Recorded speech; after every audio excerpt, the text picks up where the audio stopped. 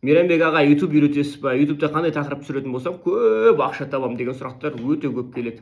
Иә, YouTube арқылы миллиондар да, 10 миллиондап, 100 миллиондап табуға болады. Бірақ ең бірінші түпкі мақсатыңды білу керек. Түпкі мақсатың жоқ болса, онда бір айдан кейін уже выгоранияға кетесің.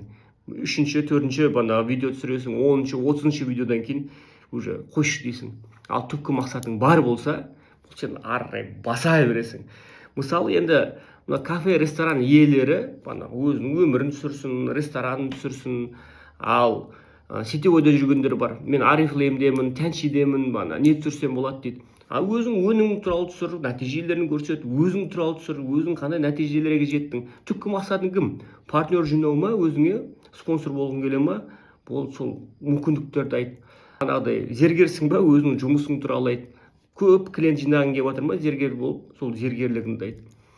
Енді бағанағыдай не түсіретінін білмей жүрмін, мұғаліммін, медикпін, бір нормальный жұмыс іздеп жүрмін дейтін болсаңыздар, мен арнайы осындай влогтарды не үшін түсіріп жатырмын? Мен өзіме партнер іздеп жатырмын. Мен өзімнің өмірімді көрсетемін, біздегі мүмкіндіктерді көрсетемін.